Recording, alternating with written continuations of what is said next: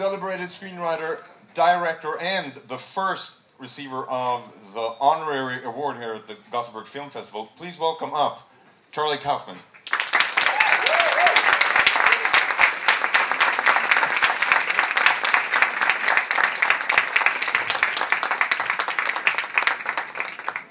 Busted my knee. That's why I've got a limp. Oh. Welcome to Sweden. Thank you very much. First time here? Yes. Are you Swedish? Yeah. Wow. You sound American. Oh, I'm sorry. No, it's pretty impressive. It's cold, huh? Did you is. fly in straight from Los Angeles? Yeah. Well, through Frankfurt. Yeah. So it was kind of a rude awakening stepping out on the. No, it's okay. I like the cold weather. It's too warm in LA and too the same all the time. So I like the difference. So you're here to receive the Honorary Award. Yes. For your collective work in film. Yes. They told you why? Did they tell me why I was receiving it? Was there a motivation for it? No. Because I read here that it was for your you bringing in an almost unreal sense of fantasy and madness into mainstream film. Do you think that's a fitting description? Well, it's not almost unreal. I think it's definitely unreal, but I don't know what makes it mainstream. So I don't know.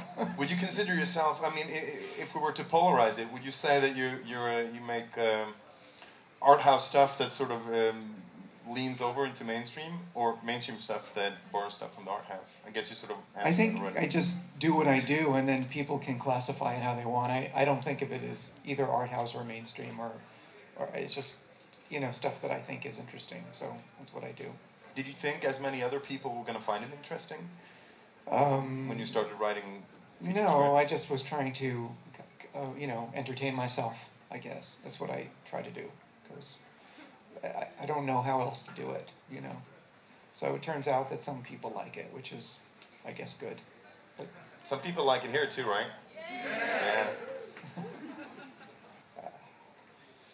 But when you stepped into the world of feature film, were you surprised at the success of Malkovich? Yeah, definitely. I mean, I wasn't, it was beyond anything I could have hoped for, the response to that movie. I think beyond anything Spike Jonze could hope for either. We were not expecting anything. So, and it did quite well at the Venice Film Festival, and then started to get some, suddenly there started to be some interest. So it was cool. Now you've had good experiences with Jones and Gondry making films like Adaptation, Human Nature, but you've also talked about your frustration with the movie called Confessions of a Dangerous Mind. Yeah, unfortunately I talked about that. Do you want to not talk about it? No, I mean, I just, it's like, I think, I don't know what the value is in talking about it. I mean, it's fine. It was a very different experience for me, and at the time it was very frustrating for me. I think, for a lot of reasons, not the least of which was that I had these other experiences which seemed to me the way it should be, so, but, I've moved on. And I'll tell you what happened, which made me move on, is that somebody in Sarajevo asked me about who my favorite directors to work with were. And I said, I think George Clooney is my least favorite director that I've worked with. Well, the article came out, and it said, George Clooney... hates George Clooney. No, it said George Clooney is my least favorite person in the world. And it's like, I mean, first of all, that's not true. Second of all, it makes me sound insane. I mean, like, really? And I tried to get them to retract it. This was in, like, IndieWire or something like that. And the guy said, no, he said that. I've got it on tape. I said, well, let me hear the tape. And, no, we can't find the tape, And so I know I didn't say that because I know what I said and I know what the question was, and I wouldn't ever say that. So this is why, now that I've said it again, I'm taking this opportunity to clarify. I love George Clooney. He is my favorite person in the world. Because, you know, it's like, what's the point of sort of putting that out there? It's just kind of ugly, so. I was thinking about adaptation, about the frustrations of being a scriptwriter, having had a success, and sort of trying to find your way to the Hollywood system. Yeah. And how much of that did you sort of exercise by making adaptation, writing adaptation? It was very specific to that situation. I mean, I pretty much, as the movie lays it out, I took this job writing an adaptation of a book that had no story, and I thought that was an exciting adventure, and then I didn't know how to do it, and I was panicking, and this was before Being John Malkovich came out, so I mean, I had very little to fall back on in terms of reputation, and I was really afraid. You know, I'd taken the money, I couldn't pay it back, and so I came up with this idea, and finally, about writing about this thing that I couldn't write about, and I didn't tell them because I was afraid they would say no, and that was the only idea I had. So that's what I did, and you know, and when I started thinking that way, it started to come together for me. I didn't set out to do that. I really did set out to a straight adaptation of this book, so I don't know if I exercised anything, but I turned in a script that I'd been paid for, and that was sort of what I needed to do. So I did. Because at the end, at the credits in the film, there is a line that says "in loving memory of Donald Kaufman," which is right. which is sort of the twin. Yeah, well, he gets killed in the movie. Yeah. So I mean, to sort of like, it also says it was written by him too. It's sort of all part of the ruse, you know. Actually, when I turned in the script, I put his name on it as well. So and they were really pissed off at first. So is he a SAG member, or is he a Screenwriters Guild? No, they hadn't hired him. It's like, what's he getting? Who's this other Kaufman that he's got writing with him? That's really not right, you know. But I figured that was the best way to present it, because it was kind of the way it needed to be presented. So I did it. I bit the bullet and did it. And let's check out a clip. I don't have a resume or a picture. I've never worked as an actor. Good. Tell me why you're here. I've been following you for 20 years. So I knew about this audition because I follow you. And I learned everything about you by following you. So hire me. And you'll see who you truly are.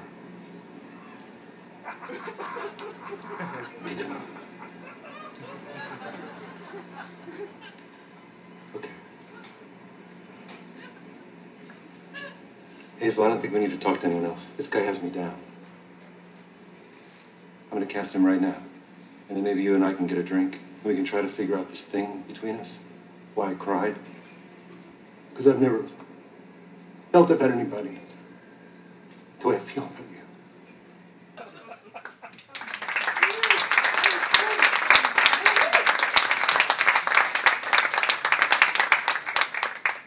So let's move on to this instead. This was your first attempt at directing. Yes. I like the way you phrased that. That's very comforting. I was just wondering if is that something that you were thinking about all along, or something you had to sort of warm up to?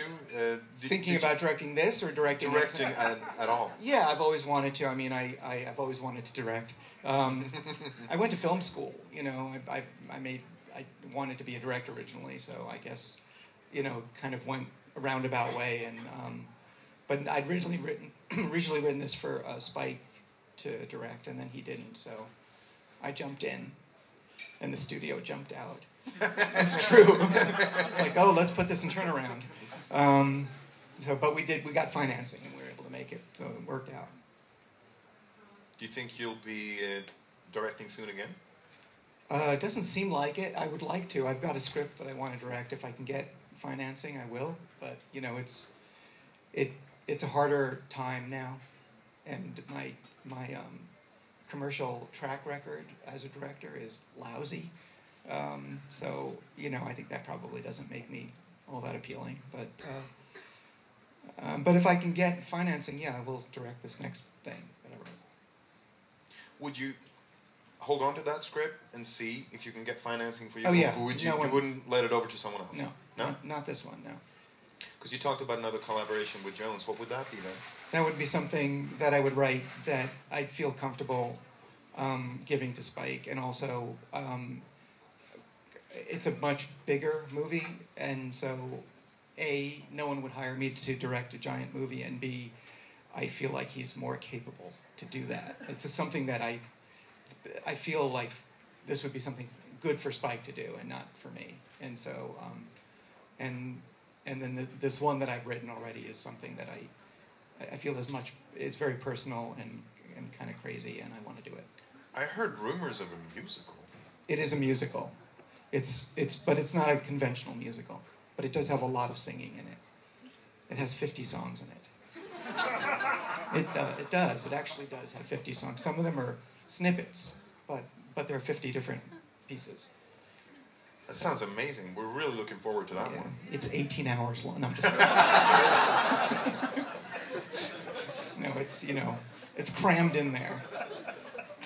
It's like Preston Sturges wrote a musical, you know.